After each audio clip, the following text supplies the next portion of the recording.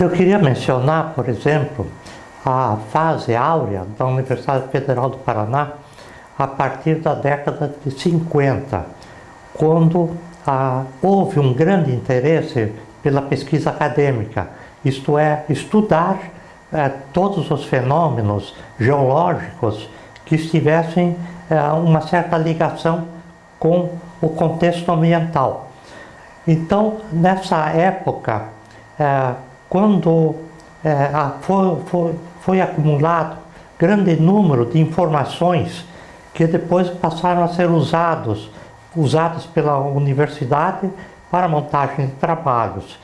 E quando em 74 aconteceu aquele desastre de Tubarão em Santa Catarina, nós fomos lá visitar e estudar a causa daquilo.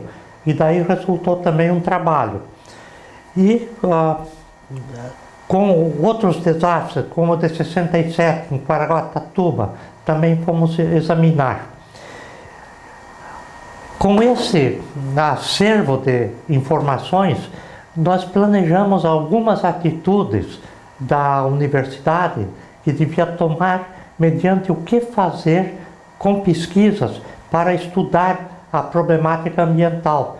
E aí surgiu aquela fase que começou também com a Associação de Defesa e Educação Ambiental, a ADEA, que passou a estudar várias questões, inclusive fazer levantamentos na Baía de Paranaguá, sedimentos de fundo, e com esse estudo, imediatamente nós falamos com o administrador do porto, que era o Dr. Arthur Miranda, dizendo para ele: não permita desmatar a Serra do Mar, senão nós vamos perder o porto.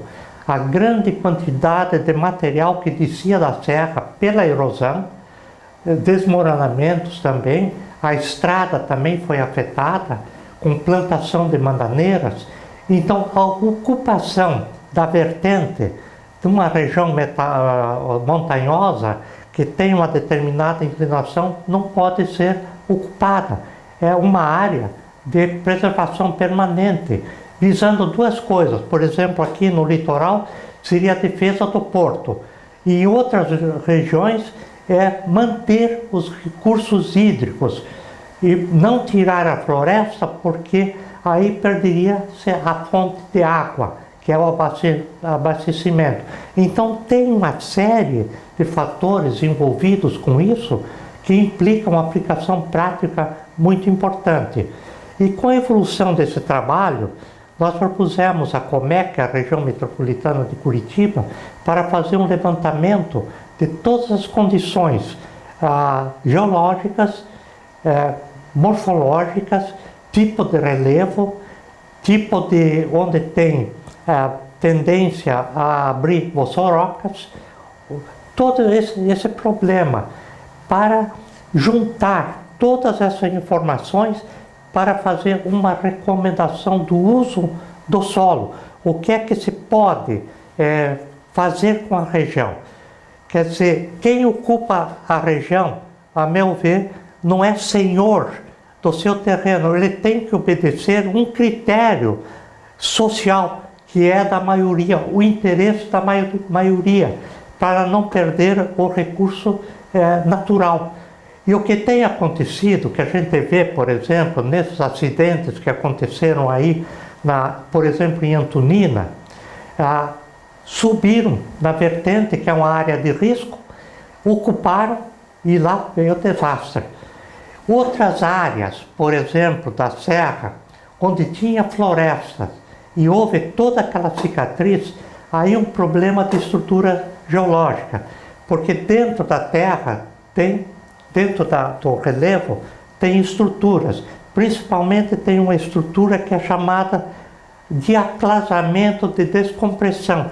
São descontinuidades abauladas, onde quando a água penetra nessas fissuras, ela começa a alterar e forma uma camada de material argiloso. Agora, mesmo que chova, quando chove muito, mesmo que tenha a floresta, aquele material argiloso com excesso de água, ele se liquefaz. E aí vem todas aquelas fatias descendo da serra, levando material rochoso, que aconteceu muito na Serra da Prata, tanto de um lado como do outro. Daquele vale da floresta lá, é uma consequência disso.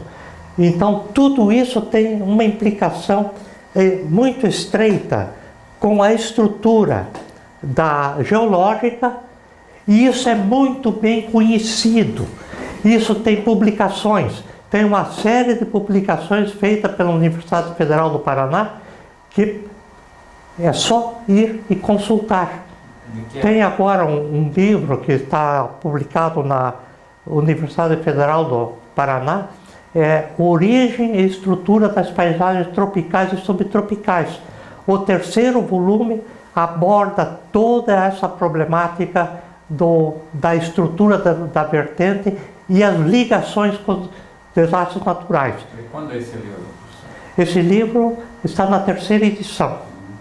A última edição, creio que foi uns 4 ou 5 anos atrás.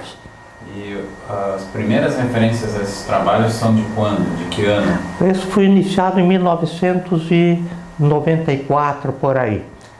Mas os estudos que já apontavam... Bom, são estudos, toda a nossa coleção de informação, desde a época de 50, né? Todos aqueles trabalhos que foram publicados. Quer dizer que um trabalho científico, quanto mais informação você tem, você pode fazer modificações, mas a linha básica daquele princípio está de pé. Agora, nós não fomos de maneira alguma convidados para participar das visitas ao litoral. Nós fomos segregados. Não sei porquê, mas eu queria muito fazer um sobrevoo, por exemplo, para verificar todos os locais onde aconteceu isso e marcar, para dizer aqui aconteceu devido a esse fenômeno. Lá é aquele outro tipo de fenômeno.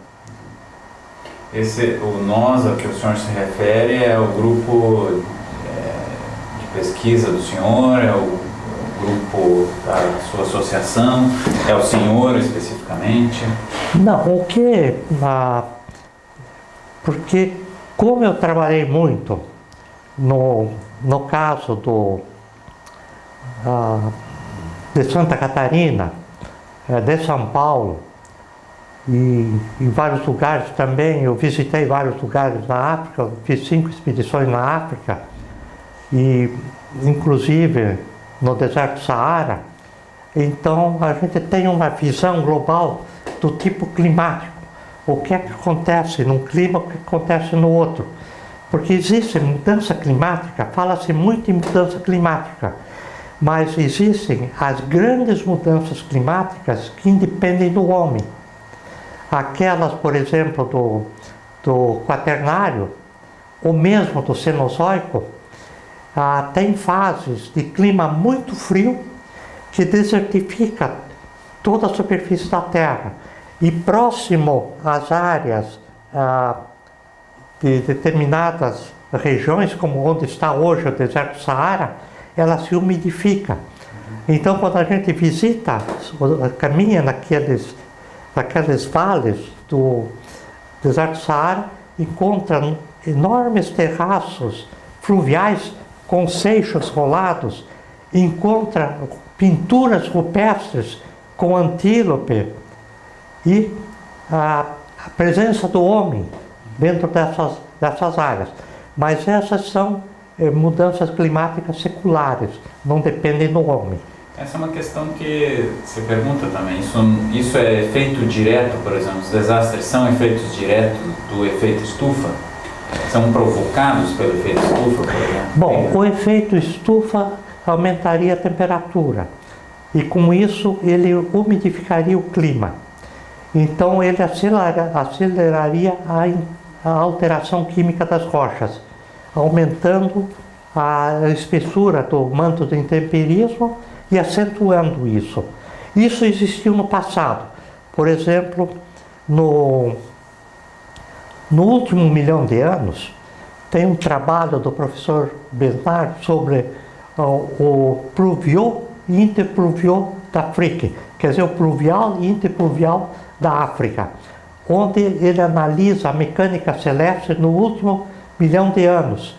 Então tem ciclos, por exemplo, de 90 mil anos, que a órbita terrestre sai de uma órbita quase circular para uma órbita extremamente elíptica e volta a circular. Isso em 90 mil anos.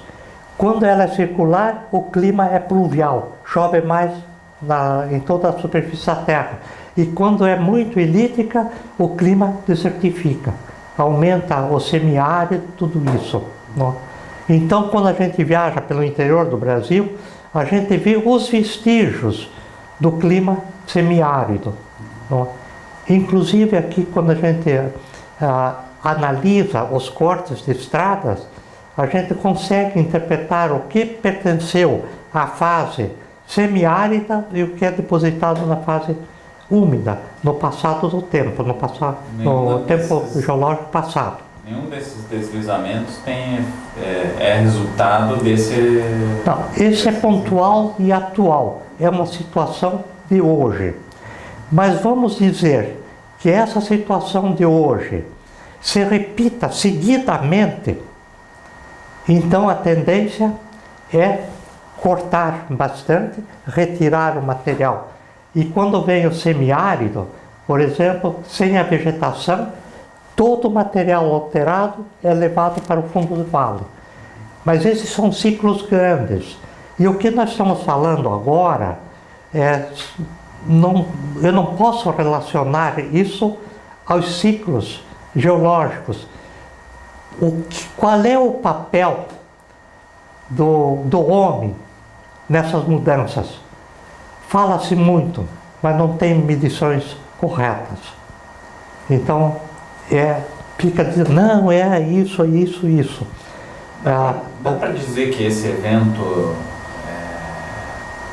é o maior evento de desastre que já ocorreu na Serra do Mar, até o momento?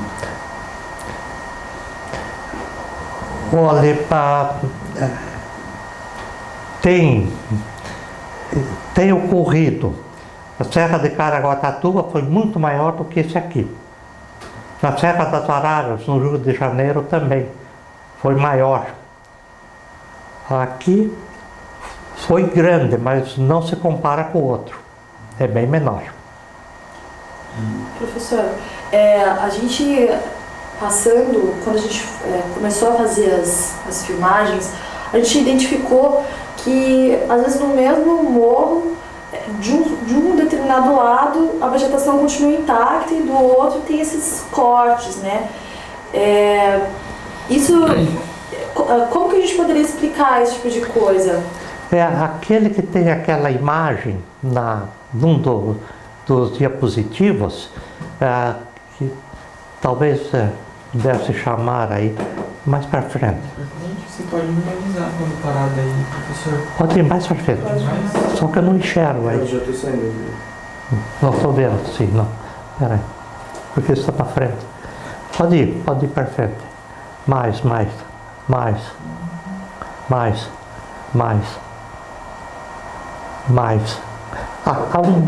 Isso aqui, por exemplo. Aqui mostra o tipo de estrutura. Estão vendo essas linhas curvilíneas? Então, quando isso altera, cria um fator de risco. Porque quando chove muito, mesmo que tenha floresta, a água desce e encharca aquela argila e aí ela passa a se liquefazer e toda aquela camada desce. Então, a parte da Serra do Mar, aqui Serra da Prata, ela caiu em função dessa estrutura. Mas ali não Pode ver a outra, talvez. Ali não é um monte de seixos rolados? Não. Aí mostra a estrutura, né, como é. Mas dá para voltar talvez. Vamos voltar algumas imagens. Pode voltar. Mais uma. Aí. Aqui pode ver, a da esquerda é a daqui do Morro Escalvado, fica aqui em Matinhos. Aquela seta vermelha está apontando lá um material argiloso. Então aquele material, embora tenha floresta, mas se chover demais e aquilo ficar plástico, então aquilo lá vem para baixo. Na Serra do Pico Paraná, todas aquelas fraturas lá, se elas estiverem alteradas, o próprio morro de Caiobá aqui, eu não faria uma casa embaixo daquele morro, porque eu não sei como é que está por dentro. Não? Então tem um grande risco lá.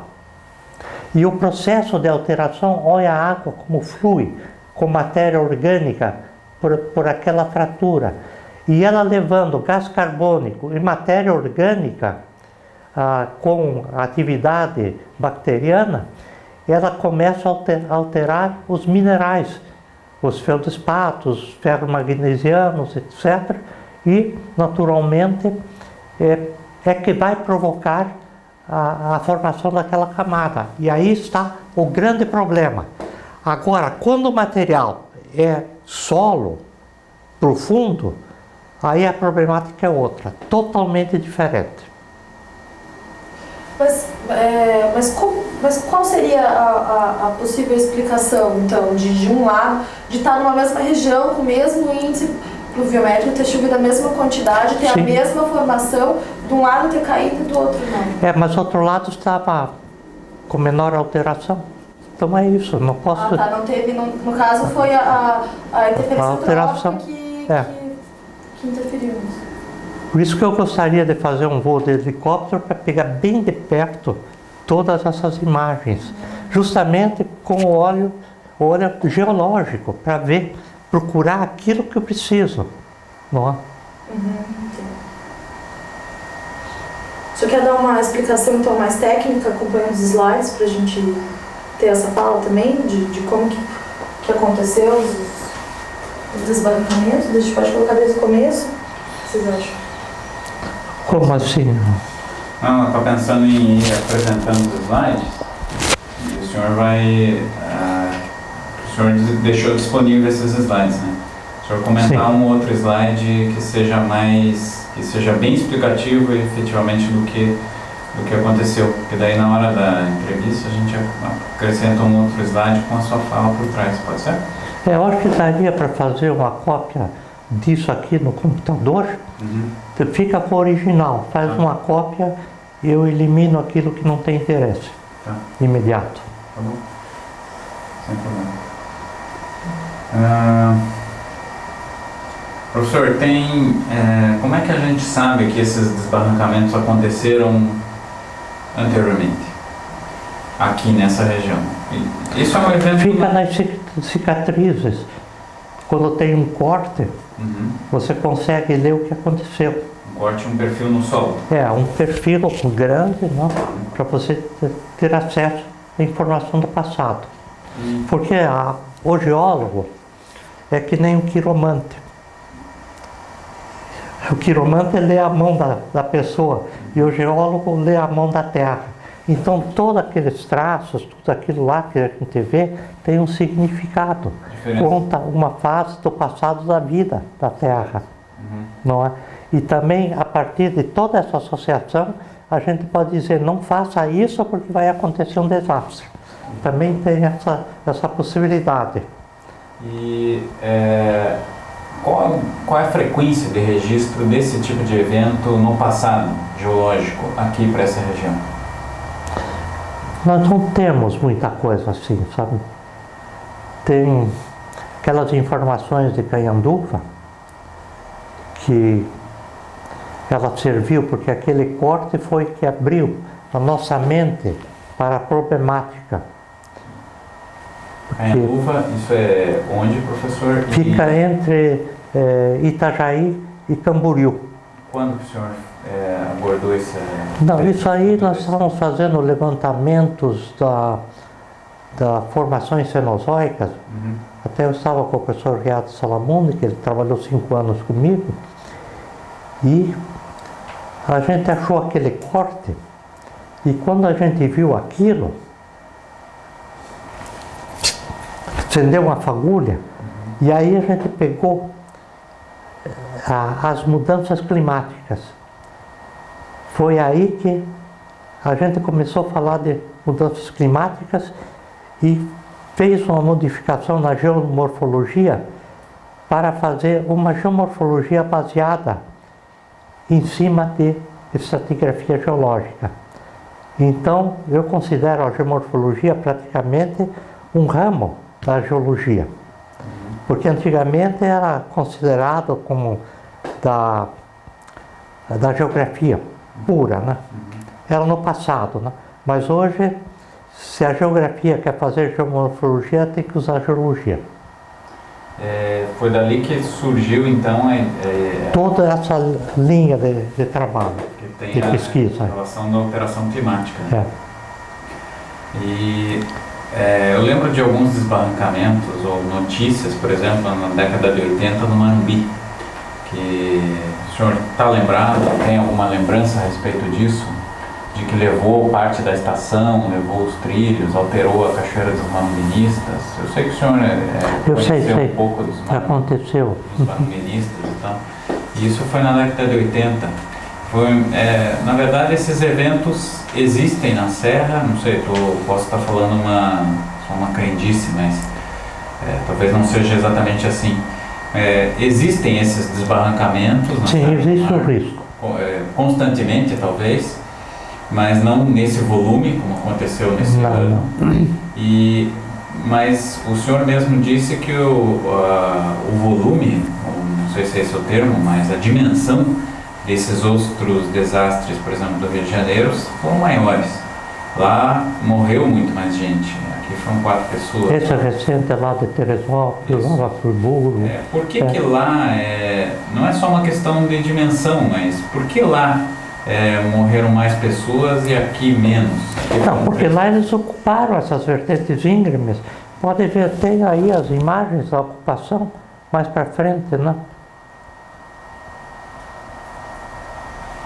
Todas essas regiões estavam ocupadas. Olha, ocupa exatamente a testa e a encosta. Aí tem que acontecer, por isso que morreu muito mais gente. Quer dizer, essa ocupação nunca deveria ter sido permitida. E o senhor atribui, por exemplo, o desastre não ter atingido dimensões catastróficas aqui, por exemplo, o trabalho do senhor, daquela época, de insistir para que a Serra do Mar não fosse desmatada, ou não tivesse um controle da ocupação, ou seja, uma recomendação que o senhor fez nos anos 60 e 70 tem um efeito hoje, teoricamente, mais positivo, menos dramático. Eu não sei se as nossas recomendações foram ouvidas, porque normalmente não são. Mas o que a gente está chamando já há muito tempo atrás, em vários governos, a gente estava falando do desmatamento na Serra do Mar. Principalmente quando você desce de Curitiba para cá, do lado direito, tem casas da serra lá para cima, já um pouco mais para baixo você consegue ver. Então tem roças, tem tal, mas na época de 70, quando eu fiz a palestra no curso da DESC em Curitiba e Ponta Grossa, era o Coronel Paixão, o coordenador do curso, e quando ele ouviu aquilo, imediatamente o governo proibiu desmatamento na Serra do Mar. Foi graças a essa palestra. Porque eu mostrei também o que havia acontecido antes, quando eles estavam desmatando, estavam plantando bananeiras, que teve toda aquela queda de estrada, tudo aquilo desceu por causa das bananeiras. Né? E hoje, eu não sei como está por cima, porque só o sobrevoo vai determinar e como é que está por baixo. Se a ocupação continuou, talvez não choveu tanto quanto devia nessa área para não cair. Mas se chover, por exemplo, 400 milímetros em 24 horas, não tem serra que aguente. E essas alterações no Código Florestal, quais são os cenários possíveis? Bom, está recomendando uma série de coisas que nessas imagens que nós vimos aí, é impossível permitir a ocupação das vertentes com moradias ou topo de morros. É área de proteção permanente. É uma área de segurança. As vertentes são, como veja, açaí, extremamente íngreme. Olha lá, aquilo tem que cair. Olha, aquela vertente lá em cima. Não tem como. Então quem é responsável? É o poder público. Devia tirar essa população que vive aí. Mas eles Dar uma alegam, segurança a quem precisa, né? eles alegam sempre a situação assim, de que é um... Social. Onde que vai pôr essas pessoas, já que vai retirar dali? Bom, a solução é colocar no cemitério, como aconteceu aí. Então, vê, não faz sentido. Olha, existem coisas que têm que ser assumidas. Agora, não devia nunca ter permitido essa ocupação. O problema deveria ser sanado antes e não deixar o problema aí ser... Mas esse problema já vem sendo alertado na década de 70. Depois que aconteceram aqueles acidentes, eu agora não tenho assim o nome das pessoas que entraram na defesa. Paulo Nogueira Neto, depois teve, eu tenho a impressão que o almirante no Rio de Janeiro também aderiu a essa causa e lutou pela conservação da paisagem com a proteção à população e também a proteção ao meio ambiente. Não? Na verdade, então, essa ideia de que a conservação da natureza é simplesmente para segurar que as espécies mantenham o seu processo evolutivo, é uma visão bastante inapropriada. Faz parte do ecossistema, o princípio que nós temos de manter a biodiversidade. Né? Na verdade, ela traz, a biodiversidade na verdade, um contexto mais amplo. É justamente esse o aspecto assim, está lá, não é para ocupar, porque ao ocupar traz todo esse risco A população. certo? Então a ideia conservacionista é uma ideia justamente preventiva em relação a isso, correto? Porque normalmente o pessoal faz comentários assim desagradáveis, né? Porque vocês gostam de ficar vendo o passarinho cantando lá na árvore, estão vendo aquela flor bonitinha, está vendo isso, tal. Não é, isso não é ecologia. O que tem, uma coisa é a biodiversidade, a outra coisa é a segurança nacional, segurança ambiental, é o que está faltando aí não tem segurança ambiental, que isso aí quem devia manter a segurança ambiental é o poder constituído, quer dizer, o governo, a prefeitura, todos os órgãos, o Instituto Ambiental, tudo que diz respeito ao ambiental devia estar mantendo essa segurança. Aqui em Matinhos, estão começando a ocupar as vertentes, para criar o mesmo tipo de problema, não é?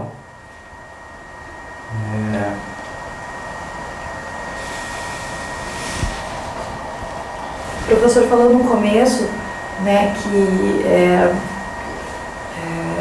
que o desmatamento da Serra do Mar seria um fator decisivo para a questão da utilização da Baía de Paranaguá, por exemplo. Para a viabilização do porto. Como seria isso? Quais seriam as implicações disso? Seria econômica? Seria simplesmente a utilização, mais a entrada dos navios pelo Canal da Galheta, por exemplo? Mas hoje em dia a gente tem, por exemplo, tecnologia de dragagem desses lugares. Qual seria? O professor consegue estimar em valores quanto seria isso? Eu não sei quanto seria em valor, mas em todo caso, o custo de manutenção do porto para receber navios de maior calado está na preservação da serra. O que desceu de sedimentos nesse desastre porque não foi feito o levantamento, né? Fala-se muito e não se faz o trabalho para fazer lá sondagens para ver. Eu queria fazer o estudo contínuo para saber quanto sedimento está sendo depositado num determinado lugar. Fazer pequenas estações de medições protegidas com boia, né? Isso dentro da Baía. Dentro da Baía. E o futuro da Baía em relação a isso, depois, porque agora as áreas com desbarrancamento elas estão expostas, né? E o sedimento, cada chuva que vai, ele é carreado mais facilmente. Qual que é o futuro? Há 5.000 anos, por exemplo, a Baía de Paranaguá teria talvez o dobro do tamanho dela hoje. Em termos de volume? Foi tudo isso assoreado nesses últimos 5.000 anos. Caramba. Porque houve mudanças climáticas que trouxeram mais depósitos para a Baía. E são 2 períodos de grande inundação da Baía de Paranaguá, foi justamente há 5.000 anos e há 3.000 anos, quando tinha maior ocupação da construção de sambaquis pelo homem pré-histórico.